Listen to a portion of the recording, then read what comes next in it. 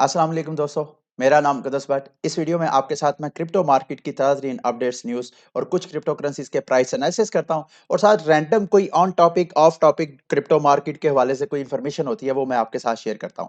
इस वीडियो के आगे जाके मैं आपको एक तो बिटकॉइन की जो वैल्यू है, जो असल प्राइस है कि क्या किसी खास वक्त में बिटकॉइन की प्राइस जो है वो अंडर वैल्यू है, ओवर वैल्यू है, यहाँ के एक फेयर प्राइस मूवमेंट दिखा रही है। ये बहुत ज़रूरी भी है ताकि आप अगर बिटकॉइन की प्राइस जो है वो ओवर वैल्यू हो गई है, तो ये टाइम होता है मार्केट से एग्जिट लेने का। और अगर बिटकॉइन की प्राइस जो है अंडर वैल्यू हो गई है, तो ये टाइम होता है सब कुछ बेच के ऑल इन होने का। तो ये सिर्फ बिटकॉइन की मैं बात इस वजह से करता हूँ क्योंकि बिटकॉइन की डोमिनेंस जो है इस वक्त 40-50 की रेंज में है। पूरी मार्केट में जितना सरमाया है उसका 40 to 50% बिटकॉइन के अंदर होता है। तो जब कभी भी बिटकॉइन जो है कोई मतलब डंप या स्पाइक दिखाता है बड़ी-बड़ी, तो उसका मार्केट की दीगर क्रिप्टो करेंसीज की प्राइसेस के ऊपर इफेक्ट होता है। दूसरा, इस वीडियो के लास्ट में जाकर मैंने आपके साथ एक लाइटर नोट में डिस्कस करना कि जस्ट इमेजिन कि अगर आपका प्राइम मिनिस्टर, पाकिस्तान का प्राइम मिनिस्टर वकार ज़का या इस तरह की कोई दीगर क्रिप्टो सेलेब्रिटी आपका प्राइम मिनिस्टर होता, तो आपका किस तरह का एनवायरनमेंट होता? उसको लाइटर मोड में डिस्कस करेंगे। लेकिन मार्केट का अगर आप जायज़ा लें तो मेरे दोस्तों भाइयों, जब से ये मार्केट मैनिपुलेशन हुई, 4 दिसंबर को जो डंप आया ओवरऑल सारी मार्केट का, तो उसके बाद ऑलमोस्ट जितनी आप क्रिप्टो करेंसी का जायजा लेंगे, बेशक मेटावर्स से रिलेटेड है या किसी भी निशे से मुतल्लिक है, सारी की सारी पिछले 8-9 दिनों से मार्केट आपको एक खास प्राइस रेंज के अंदर, ये बिटकॉइन, ये मैं टॉप 2-4 क्रिप्टो करेंसीज का आपको चार्ट पे एनालिसिस करके दिखाता हूँ। ये बिटकॉइन का 4 दिसंबर में जब डंप आया, दोबारा मार्केट पिछले 8-9 दिन से ये देख लें, कहाँ 4 दिसंबर और आज 13 दिसंबर है, मार्केट जो है बिटकॉइन की प्राइस ऑलमोस्ट 47,000 से लेके 50,000 की रेंज में बार-बार ऊपर नीचे जा रही है, तो प्राइस मूवमेंट भी इतनी ज़्यादा नहीं हो रही। उसके अलावा इथेरियम की बात करें तो इथेरियम भी ये देखें बिग डंप आने के बाद 4 दिसंबर के बाद उसकी भी एक खास प्राइस रेंज है, 4400 से लेके 3900 की रेंज में, ना नीचे जा रहा ना ऊपर। इसी तरह बीएनबी की इधर भी डंप देखें और 8-9 दिन से सेम वही प्राइस, खास प्राइस रेंज में। और ये सारी मार्केट, और ये पोल्का डॉट की भी आप सूरत हाल देख लें, और ये सारी मार्केट इस वजह से हो रही है। ये मैं आपको, एक तो जो रेगुलेशन अनसर्टेनिटी हो रही है, ये मार्केट मैनिपुलेशन हो रही है, इस वजह से अभी जो है जो इन्वेस्टर्स हैं वो भी ऑल इन नहीं हो रहे। आगे बढ़ने से पहले मैं आपके साथ ये एक इंफॉर्मेशन शेयर करना चाह रहा था जो कि बहुत ज़रूरी है, क्योंकि जितने क्रिप्टो मार्केट में इस वक्त इन्वेस्टर्स आ रहे हैं, पाकिस्तान जो है वो टॉप 5 जो ग्लोबल अडॉप्शन है क्रिप्टो की, उसमें शामिल हो रहा है, ख़ुसूसन जो साउथ एशियन कंट्रीज़ हैं उसमें। तो जितने इन्वेस्टर्स हैं, ज़रूरी नहीं उनको टेक्निकल नॉलेज हो।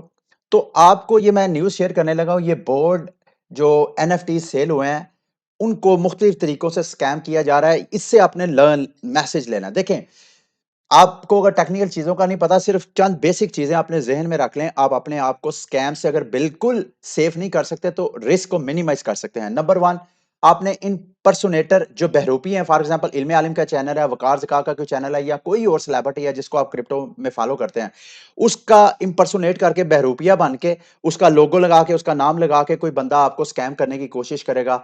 आपको कहेगा फलाँ जगह इन्वेस्टमेंट कर ले, या आपको कहेगा कि जनाब आप ये मैं प्रोडक्ट लॉन्च करने जा रहा हूँ, इसमें आप फंड रेज़िंग। आपने किसी की बात नहीं मानी, किसी के कहने पे इन्वेस्टमेंट नहीं करनी। बेशक कोई भी बंदा, आपको रियल भी बंदा कह रहा हो कि मुझे पैसे दें, आपने पैसे नहीं देने। दूसरा, ये गिव अवे आपके वॉलेट्स को चोरी कर लेते हैं। आपको कहते हैं ये फलाँ एयर ड्रॉप हो रहा है, तो आप ना इस एयर ड्रॉप को क्लेम करें। तो जब आप उसके साथ अपना वॉलेट वगैरह कनेक्ट करते हैं, दीगर जो उसकी पॉलिसीज़ होती हैं आपके वॉलेट हैक हैक करने की, उसको आप स्टेप बाय स्टेप उसी तरह फॉलो कर रहे होते हैं जिस तरह के वो आपको कहता जाता है, तो इस तरह आपके वॉलेट हैक हो जाते हैं। तीसरा मेरे दोस्तों भाइयों, ये गिव अवे जो अक्सर आप देखते हैं, बिल्कुल आपकी नई-नई एंट्री है, तो लोग आपको कहते हैं आप हमें 1 बीटीसी दें, हम आपको 2 बीटीसी रिटर्न करेंगे। तो वो खुद नहीं कहते, बल्कि वो इम्पर्सोनेट बहरूपिया बन के, फॉर एग्ज़ाम्पल चार्ल्स हॉस्किंसन की शख्सियत जो है वो एडा की प्राइस के साथ है, तो वो आपको उसका एक यूट्यूब पे लाइव स्ट्रीम भी दिखाएँगे और साथ कहेंगे जो बंदा 1000 एडा सेंड करेगा उसको जो एडा कार्डानो कंपनी है वो 5000 एडा रिटर्न करेगी। तो इसके साथ-साथ और तरीके हैं आपके सीड फ्रेजेज़, प्राइवेट कीज़ लेने के। तो ये सारे स्कैम्स में आपने नहीं आना। आप लोग न्यू हैं, इस वजह से मैं आपको बता रहा हूँ, इसमें आपने बड़ा केयरफुल रहना है। अच्छा, उसके अलावा ये एक न्यूज़ है जी, पब्लिक ऑफिशियल साउथ कोरिया से न्यूज़ आई है कि वहाँ के जो पॉलिटिशियंस हैं, वो कंसर्न है कि जो उनके सरकारी मुलाज़िम हैं, वो अपनी जॉब्स को क्विट करके वो क्रिप्टो मार्केट में एंट्री ले रहे हैं। अच्छा, इसमें एक एथिकल पॉइंट है जो वो भी एक वैसे तो ऐसा कोई मसला नहीं है। पिछले दिनों मैंने आपको 2 न्यूज़ शेयर की थी। एक तो मैंने अमेरिका का सर्वे हुआ था जिसमें ऑलमोस्ट 40% जो ये कोविड की वजह से बेरोजगार थे, वो 40% उनमें से तादाद ऐसी है, वो दोबारा जॉब्स ढूँढने की बजाय वो क्रिप्टो करेंसी में एंट्री डाले थे। इसी तरह ऑस्ट्रेलिया के का एक सर्वे सामने आया कि वहाँ भी लोगों के अंदर रुझान है, ख़ुसूसन जो यंगस्टर्स हैं, वो क्रिप्टो मार्केट को एज़ अ एंटरप्रेन्योर बन के अपना वहाँ से बिज़नेस और सेटअप और अर्निंग कर रहे हैं। तो ये रुझान बढ़ता जा रहा है। आने वाले वक़्त में हमारे मुल्क में भी आपको नज़र आएगा कि जो लोग हैं, वो अपनी प्राइवेट जॉब्स को क्विट करके इवन जो सरकारी जॉब्स है उसको क्विट करके तो वो फुल टाइम अपना क्रिप्टो मार्केट को देंगे। लेकिन इसमें एथिकल पॉइंट ये है, अगर तो फॉर एग्जांपल क्रिप्टो मार्केट चूँकि एक फाइनेंशियल मार्केट है, तो अगर कोई एफबीआर से रिलेटेड या इस तरह जो एसईसीपी के इदारे से रिलेटेड या ऐसे इदारे जो कि इन मार्केट्स को रेगुलेट करते हैं, उनकी कोई हाई की रैंक का बंदा अगर किसी हाई की रैंक की एक्सचेंज के साथ या उस बिजनेस के साथ किसी की पोजीशन को अपनी सरकारी जॉब छोड़ के चला जाता है, तो यहाँ पे एथिकल पॉइंट्स आते हैं कि क्या वो किस इंसेंटिव की वजह से वो कंपनी उसको हायर कर रही है, या जब वो सरकारी मुलाजिम था तो उस वक्त वो किस तरह फैसिलिटेट कर रहा था उनको रेगुलेशंस के दरमियान, किस तरह के उसके दरमियान में जो रास्ते अड़कने थे कानूनी, उसको हटा के तो उसको फ्री स्पेस दे रहा था। तो ये चीजें नोट करने वाली हैं। आगे बढ़ते हैं। आज 13 दिसंबर को बिटकॉइन की जितनी सप्लाई है, 21 मिलियन की टोटल सप्लाई होना है, उसका 90% मेरे दोस्तों भाइयों आज माइन हो चुका है। ये इसका मतलब यह है कि 21 मिलियंस में से 90% जो बिटकॉइन है वो ऑलरेडी सर्कुलेशन में है।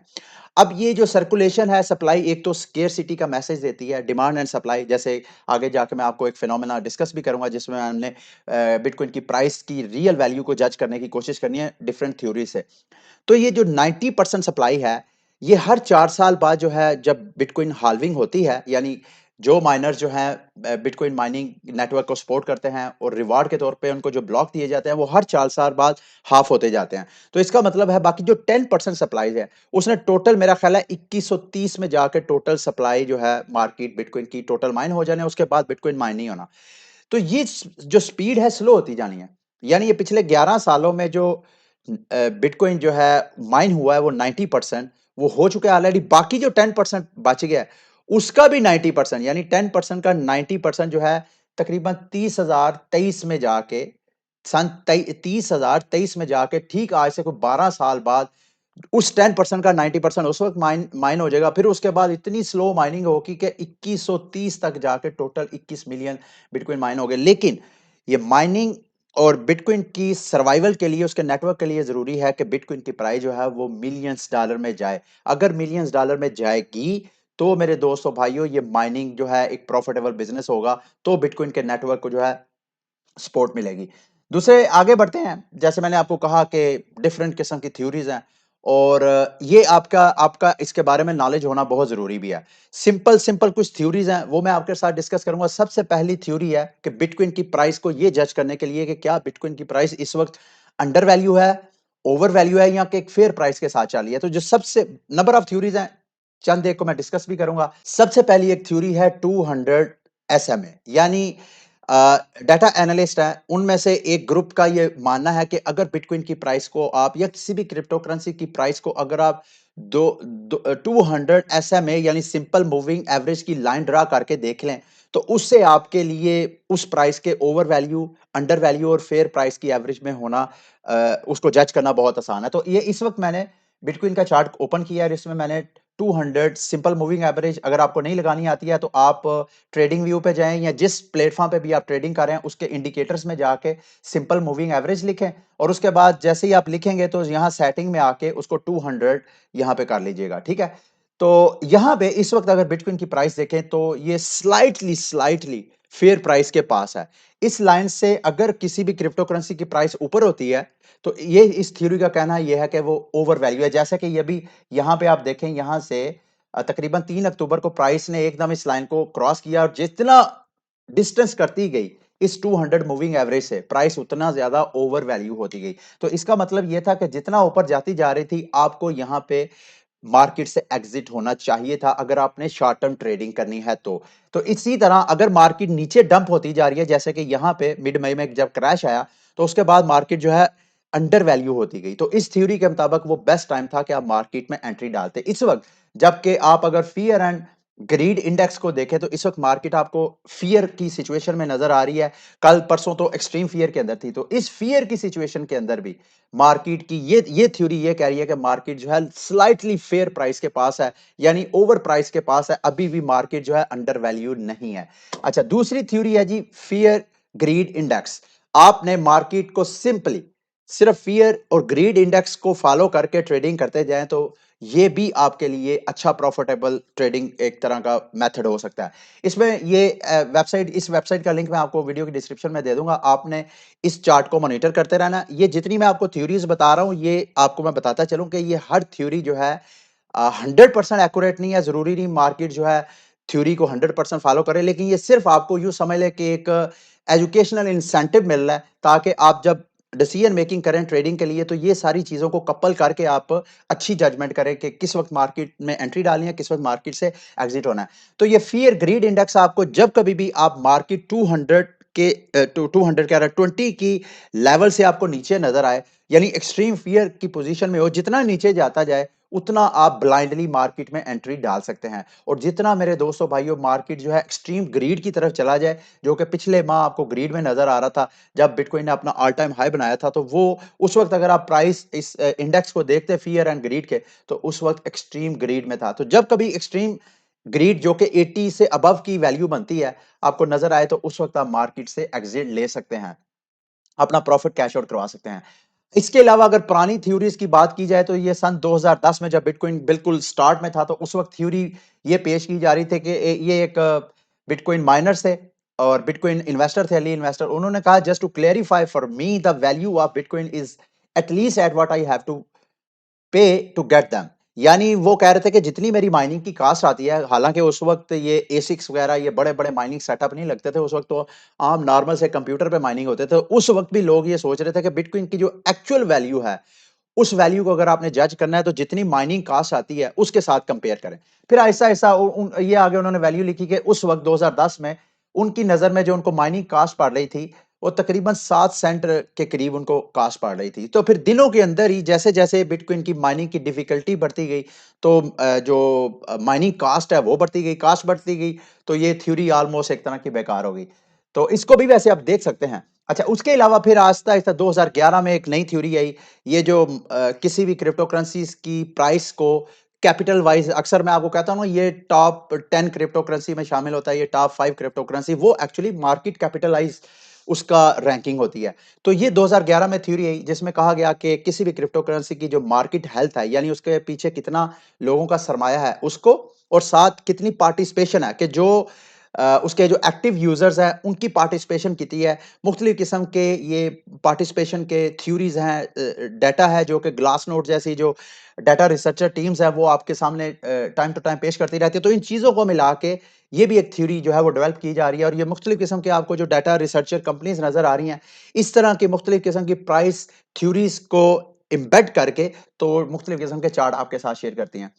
आगे ये एक और थ्योरी थी जी, एक इस थ्योरी ने कहा कि बिटकॉइन की प्राइस को अगर आप हिस्टोरिकली देखें तो बिटकॉइन जो है वो हिस्टोरिकली पैराबोलिक बुलिश रहा है। तो इस प्राइस के मुताबिक जो है मार्केट जो है गो के आपको ये जो लाइन रेड कलर की लाइन नजर आ रही है, इस लाइन के मुताबिक बिटकॉइन की प्राइस जो है एक खास रेंज में ऊपर नीचे लाइन लाइन के ऊपर नीचे होती रहेगी, लेकिन इसने ओवर द टाइम फॉलो इसी को करना है। तो आप हिस्टोरिकली भी देखें तो ये 2009 से चार्ट जो है वो इस वक्त आपको नजर आ रहा है। और 2017 में भी आप देखें इन्होंने प्रेडिक्ट किया था कि बिटकॉइन की प्राइस जो है वो 10,000 होगी, लेकिन 10,000 नहीं हुई, ये 19,000 तक चलेगी। अभी 2021 की बात इन्होंने की है, 21 का साल तो वैसे खत्म होने वाला है, और इन्होंने प्रेडिक्ट किया कि 2021 में ये देखें यहाँ पे ये इन्होंने प्रेडिक्ट किया है, ये देखें 2021 में तकरीबन बिटकॉइन की प्राइस जो है वो $1,00,000 होनी चाहिए इस थ्योरी के मुताबिक। तो खैर 1,00,000 तक तो नहीं पहुंची, फिर भी 70,000 को टच की है। जैसे उन्होंने 2017 में इस थ्योरी ने प्रेडिक्ट किया था कि बिटकॉइन की प्राइस जो है 2017 में 10,000 होगी, लेकिन 10,000 नहीं, उससे ज्यादा हुई। तो जरूरी नहीं ये थ्योरीज जैसे मैंने आपको कहा कि 100% एक्यूरेट हो। अच्छा, लास्ट में आते हैं जी कि थोड़ी देर के लिए इमेजिन करें कि वकार ज़का या वकार ज़का जैसी कोई पर्सनैलिटी अगर जो है सियासत में आपके प्राइम मिनिस्टर होते तो आपको किस तरह का एनवायरनमेंट मिलता। मैं ये इस वजह से कह रहा हूँ, एक तो वकार ज़का ने अपनी एक पॉलिटिकल मूवमेंट का आगाज कर दिया बाकायदा, जिसका मेरा ख्याल है नाम गालिबन पाकिस्तान टेक्नोलॉजी मूवमेंट के नाम से है। वैसे तो आजकल अगर आप हमारी कौमी सियासत का जायज़ा लें तो आपको महसूस होगा कि दोबारा हमारे मुल्क की सियासत पे जो इंतहापसंद ग्रुप हैं, उनकी पॉलिटिकल स्ट्रेंथ जो है वो स्ट्रॉन्ग होती जा रही है। और एक पॉलिटिकल ग्रुप जो है आइंदा 2024 के इलेक्शन में मुझे ऐसे लग रहा है कि पंजाब में अच्छी खासी वो सीटें निकालेगा। उसकी वजह ये है कि उस एक्सट्रीमिस्ट का जो ग्रुप है, उसकी पंजाब के अंदर बड़ी स्ट्रॉन्ग ग्रिप है। और लेकिन मेरा मानना ये भी है कि 2024 नहीं, तो मेरे दोस्तों भाइयों ये मेरी वीडियो आप रिकॉर्ड करके रख लें। मेरा मानना ये है कि 2024 के बाद जो नेक्स्ट इलेक्शन होगा 2028 या 2029 में, वो इलेक्शन जैसे आजकल 90 की दहाई में एक नारा था ना रोटी कपड़ा मकान वाला, उस वक्त ये नारे ऑब्सोल्यूट हो जाएंगे। उस वक्त दीगर नारों के साथ साथ ये नारा भी होगा कि कौन पाकिस्तान को ब्लॉकचेन टेक्नोलॉजी की तरफ, उस रेवोल्यूशन की तरफ लेके जाएगा। उसकी वजह यह है कि आइंदा जो फ्यूचर है इंसानियत की जो जितनी मुआशरत के सेटअप हैं उस सेटअप में ब्लॉकचेन को अगर ऐड कर दिया जाए या उस सारी मशीनरी को अगर आप ब्लॉकचेन पे ले जाएं तो you can revolutionise your society. आप गवर्नेंस के सिस्टम को बहुत ज्यादा, ये मैं पिछली भी एक वीडियो में आपके साथ जिक्र कर चुका था कि इलेक्शन कमीशन ने वो ईवीएम मशीन के जो रफड़ पड़े हुए हैं कि इतनी ज्यादा अगले इलेक्शन से पहले पहले मशीन्स को अक्वायर करना, फिर अमले को ट्रेन करना, ये ऑलमोस्ट इम्पॉसिबल लग रहा है 2024 के इलेक्शन से पहले पहले। मेरा मानना यह है कि अगर हुकूमत पाकिस्तान अपना एक सीबीडीसी लॉन्च करे, अपनी एक ब्लॉकचेन लॉन्च करे, उस ब्लॉकचेन के अंदर इस तरह के टोकन्स हों जो कि इलेक्शन कमी हर इदारे का अपना अपना टोकन हो और सारा रिकॉर्ड जो है अगर डिजिटलाइज कर दिया जाए, ब्लॉकचेन पे ले जाया जाए, उससे करप्शन भी मिनिमाइज हो जाएगी क्योंकि हर जो रिकॉर्ड है, हर ट्रांजैक्शन पब्लिकली अवेलेबल भी होगी और दूसरा टेम्पर प्रूफ भी होगी। और इसी तरह ये अगर इलेक्शन कमीशन अपना जो टोकन लॉन्च करे और उस टोकन को अपने एक वॉलेट के साथ, मोबाइल वॉलेट के साथ कर दे तो एटलीस्ट ऐसे वोटर्स जिनको मोबाइल, जिनके पास स्मार्टफोन है, तो वो उस ब्लॉकचेन टेक्नोलॉजी के जरिए इलेक्शन में पार्टिसिपेट कर सकें। तो ये बहुत ज्यादा इलेक्शन कमीशन का जो बर्डन वो कम हो जाएगा। ये जो इलेक्शन में धांधली धांधली का रोना है ये भी खत्म हो जाएगा। इसी तरह जो हमारे सरकारी इदारों में करप्शन के जो बहुत से अवामल है वो भी बहुत ज्यादा मिनिमाइज हो जाएंगे। तो मेरे दोस्तों भाइयों, अगर वकार ज़का या इस तरह की कोई शख्सियत आपके प्राइम मिनिस्टर होती, तो एल सल्वाडोर ने 21 नवंबर को मैंने आपके साथ न्यूज़ शेयर की थी कि वहाँ पे $1 बिलियन का बाउंड जो है एल सल्वाडोर की गवर्नमेंट ने इन्वेस्टर्स को ऑफर किया है, जिसमें मेरा ख्याल है वो 6 to 7% पर एनम वो अलग पे करेंगे और साथ जितना इक्विटी बिटकॉइन की वो इकट्ठी करेंगे उस पे जितना डिविडेंड होगा वो एक्स्ट्रा इन्वेस्टर को शेयर करेंगे।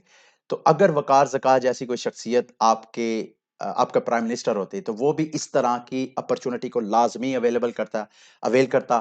उसका वजह यह कि अगर हुकूमत पाकिस्तान यूरो और डॉलर्स बाउंड या दूसरी करेंसीज के बाउंड्स इन्वेस्टर्स को ऑफर करवाने की बजाय अगर हुकूमत पाकिस्तान 1 बिलियन 2 बिलियन के बाउंड जो है वो ऑफर करवाए क्रिप्टो करेंसी के हवाले से, बेशक बिटकॉइन ही ले ले, तो मेरे दोस्तों भाइयों बहुत ज्यादा इससे हमारी इकोनॉमिक स्ट्रेंथ ग्रो हो सकती है। उसकी वजह यह है कि उसका हाफ जैसे एल सल्वाडोर ने किया, हाफ जो है उसको बिटकॉइन लेके रख ले और हाफ को माइनिंग सेटअप हमारे केपीके में ऐसा इन्वायरमेंट है कि जहां पे हम जो हमारे नेचुरल रिसोर्सेज हैं उसको यूज करते हुए माइनिंग वगैरह कर सकते हैं। तो माइनिंग अलग करें यानी सस्ते बिटकॉइन हमारे फेडरल रिजर्व में आए बिटकॉइन के, और साथ साथ जो इन्वेस्टमेंट ऑलरेडी की है 50% नहीं है, ऑल डिपेंड के जो हमारे थिंक टैंक्स हैं वो किस तरह की सजेशन देते हैं।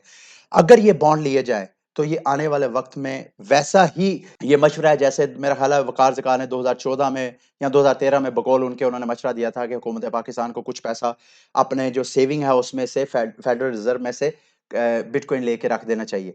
तो इसी तरह अगर इस फैसले को भी आपने इग्नोर किया, ये मेरी वीडियो नोट कर लीजिएगा, शायद आने वाले कुछ वक्तों में इस मौके जब एल सल्वाडोर का ये जो $1 बिलियन बाउंड वाला जो बिटकॉइन बाउंड वाला जो आइडिया है वो सक्सेसफुल होता नजर आएगा, उस वक्त आपको मेरी ये वीडियो जो है शायद एज अ रेफरेंस किसी हवाले से काम आए। ठीक है, ये था आज का बुलेटिन। उम्मीद करता हूँ कि आज का बुलेटिन भी काफी इन्फॉर्मेटिव रहा होगा। ये मेरी जितनी इन्फॉर्मेशन है वकार ज़का के हवाले से, इसको आपने बड़े लाइटर मूड में लेना है। मेरा कोई पॉलिटिकल या फाइनेंशियल लिंक नहीं है वकार ज़का साहब के साथ। वैसे मैं भी आप लोगों की तरह उनसे इंस्पायर हूँ, उनसे सीखता रहता हूँ। तो अगली वीडियो तक के लिए मुझे इजाजत दें। अल्लाह हाफिज।